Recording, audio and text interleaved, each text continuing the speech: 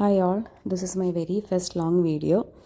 എത്രത്തോളം ശരിയാവുമെന്നൊന്നും അറിയില്ല, എന്നാലും ഇതവിടെ ഇരിക്കട്ടെ. ഞാൻ നേരത്തെ പറഞ്ഞതുപോലെ അച്ഛൻ ഫുള്ളി കോൺസെൻട്രേറ്റ് ചെയ്യുന്നത് ഓർഗാനിക് ഫാമിങ്ങിലാണ്. യാതൊരു വിധത്തിലുള്ള വളങ്ങളും ഉപയോഗിക്കാതെ എല്ലാ ജൈവ കൃഷിയാണ് അച്ഛൻ്റെ ഫോക്കസ് ഏരിയ.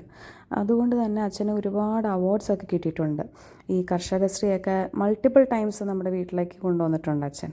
പിന്നെ ഇടയ്ക്കിടയ്ക്ക് ചാനലുകാരൊക്കെ വന്ന് ഇൻ്റർവ്യൂ ഒക്കെ എടുക്കാറൊക്കെയുണ്ട്. അതിൽ ഒരു പ്രാവശ്യം ദൂരദർശൻ വന്ന് ഇൻ്റർവ്യൂ എടുത്തപ്പോഴത്തേക്കും അവർ പറഞ്ഞൊരു ടാഗ് ലൈനാണ്, അച്ഛനെ കർഷകനായ വക്കീലെന്നോ വക്കീലായ കർഷകനെന്നോ ആണോ വിശേഷിപ്പിക്കേണ്ടതെന്ന്. എനിക്ക് ആ ടാഗ് ലൈൻ ഭയങ്കരമായിട്ട് ഇഷ്ടപ്പെട്ടു. കാരണം ബൈ പ്രൊഫഷൻ അച്ഛനൊരു വക്കീലും ബൈ പാഷൻ അച്ഛനൊരു കർഷകനുമാണ് കേട്ടോ. ഈ പച്ചക്കറികൾ ഇത്രയും നട്ടുനനച്ചുണ്ടാക്കുന്നതിന് പിന്നിൽ വേറൊരു റീസണും കൂടെയുണ്ട്. നമ്മുടെ വീട്ടിലെ ആവശ്യങ്ങൾക്ക് പുറമെ അച്ഛൻ ഇതെല്ലാം കൊണ്ടുവന്ന് ക്യാൻസർ പേഷ്യൻസിനും അതുപോലെ വയ്യാതിരിക്കുന്ന ആൾക്കാർക്കും ഒക്കെ കൊടുക്കും കേട്ടോ. ഇതിൻ്റെ പിന്നിലുള്ള ലാഭമൊന്നും അച്ഛൻ നോക്കാറൊന്നുമില്ല. It is part of a service എന്നുള്ളതാണ് അച്ഛൻ്റെ ഒരു ടാഗ്.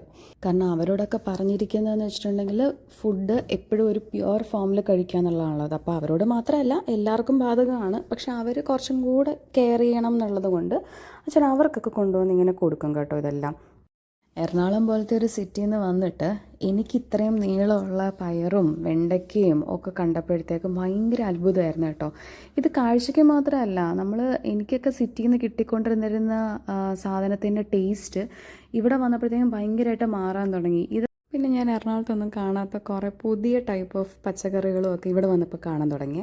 അതിനകത്ത് ഒരെണ്ണമാണ് നിത്യവഴുതന എന്ന് പറയുന്നത്. ഒരു ചെറിയ പൂ പോലെ ഇരിക്കും. അതൊന്നും ഞാൻ കണ്ടിട്ട് പോലും ഇല്ല. പക്ഷെ അതൊക്കെ ഇവിടെ നാട്ടിൽ അച്ഛൻ നട്ട് നനച്ചുണ്ടാക്കുന്നതാണ് ഇതെല്ലാം. ഇതിൻ്റെ കൂട്ടത്തിൽ പടവലങ്ങ കിട്ടിയില്ല ഇപ്രാവശ്യം. അല്ലെങ്കിൽ സാധാരണ ഗതിയിൽ പടവലങ്ങ ഉണ്ടാകും, പാവൽ, മത്തൻ, അങ്ങനെ കുറേ ഐറ്റംസ് അഡീഷണലി കാണും കേട്ടോ. ഈ പച്ചക്കറിക്ക് എല്ലാത്തിനും പുറമെ ചേട്ടായി കൃഷി ചെയ്ത് കുറേ വൈഡ് വെറൈറ്റി ഓഫ് ഫ്രൂട്ട്സും കൂടെ നമ്മുടെ കൃഷിയിടത്തുണ്ട് കേട്ടോ.